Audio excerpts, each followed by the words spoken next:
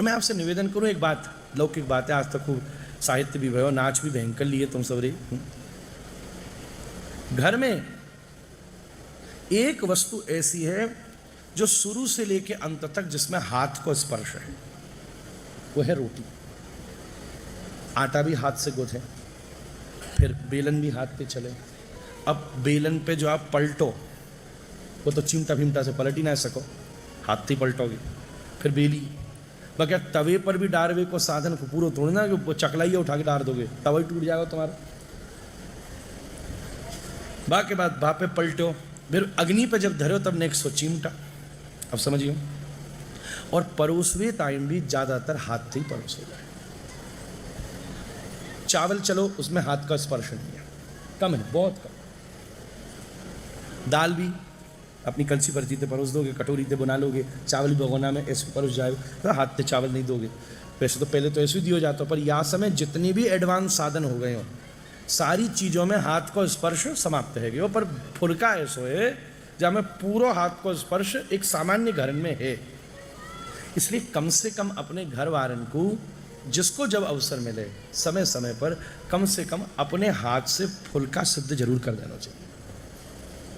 चाहे माता हो, पत्नी हो, बहन हो, और सब सामग्री सब बना लें, नेक हाथ थे। और कम से कम जो गौ माता की रोटी, ठाकुर जी को भोग और गृह स्वामी को कम से कम पहलो फुल्का, चूरो न भी हो, बहुत व्यस्त हैं सब, तो कम से कम ये 3 विषय भी अगर अपने हाथ से हैं तो गौ माता को समर्पित करते ही प्रारब्ध ठीक है जाएगा, ठाकुर जी को समर्पित करते ही उसमें अन्न ब्रह्म स्थित हो जाएगा, और गृह स्वामी को समर्पित करते हुए ही आप इस लौकिक सांसारिक ऋण से निवृत्त हो जाएंगे। ये 3 बात, क्योंकि ऋण है ना हमारे ऊपर, पितृ ऋण, लोक ऋण, कितने ऋण हैं, वो सब ऋण, ये 3 चीज।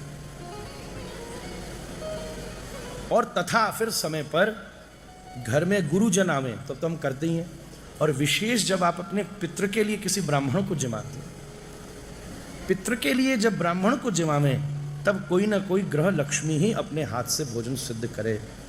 पितर नौकर को ना खावे महाराज। आपके बाप दादा परदादा रसोईयान को खाएंगे का, बिन को वर्ण भी ना पतो कुछ ना पतो, वैसे समस्या नहीं। अपने पितरन को जिनके आशीर्वाद पे आपको वंश वृद्धि है रही है, बिन की तृप्ति, तो आपको अपने हाथ की सेवा से ही करनी चाहिए।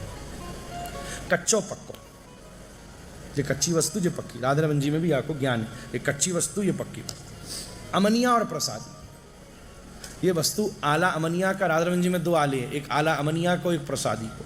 ये वस्तु अमनिया, ये वस्तु प्रसादी। ये जगह आप जैसे कभी कभी मंदिर में राधा रमन जी विशेष में जाओ, अगर आप सामने देरी पर कुछ भी धर दो तो वो ठाकुर जी के न जावे, तो वो जगह प्रसादी है। इसलिए हमारे यहाँ पहले एक चौकी थी एक कोने में, अभी भी एक अलग व्यवस्था है। तो जब ठाकुर जी को देना है तो बिने देना पड़ेगा, तो वो उसको जल छिड़क के जगह को अमनिया करेंगे। हाथ भी अमनिया प्रसादी होती है। ठाकुर जी को हमने छू लिया, हाथ हो गए प्रसादी।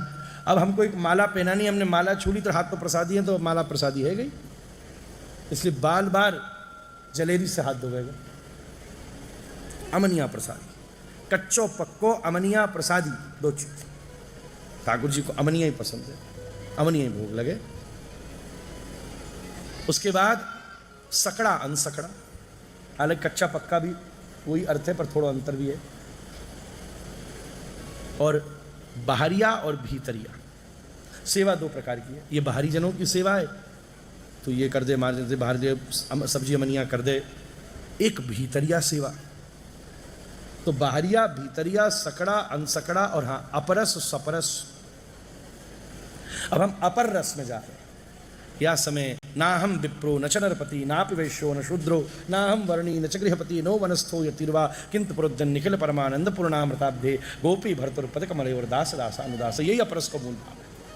अब हमारा संबंध लोग के नहीं है, बातें कट करके या समय, जैसे आजकल बोले ना, आई am on duty, do not disturb me. Office में कोई बैठा हो, ऑफिस में आप बैठे हो, घर वाले 10 भी फ़ोन करें तो भाई I am busy, I am on duty, शाम को 6 बजे के बाद बात करिएगा। No personal calls, no personal work, I am at my professional place and I am on my duty.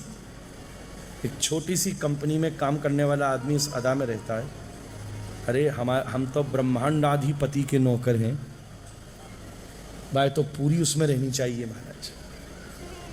ये अपरस अपरस सपरस, सकड़ा अनसकड़ा, कच्चा पक्का, बाहरिया और भीतरिया, ये सब कुछ विषय सेवा को जानवे वारन को आनी चाहिए। ये सीखने के बाद फिर घर में ठाकुर जी को स्वरूप विराजमान करना चाहिए। आजकल तो ऐसो राधारमन जी की मूर्ति की कॉपी बनाई के बीच में हमें कि भाई सुन कॉपी फोटो कॉपी हो गए, किसी की बनाई भाई लानी हो तो 15,000 रुपया लगे, पर राधा रमन जी पाने हो ना तो 15 पीढ़ी लग जामे, भजन करने पड़े, रोनो पड़े, महाप्रभु के चरण पकड़ने पड़े, रोज बैठ के प्रार्थना करनी पड़े, तब काउ दिना बैशाख शुक्ल पूर्णिमा को मन पूरो हो जाए और तब बाद शालिग्राम ते हमारे राधा रमण प्रकट होने वाला है।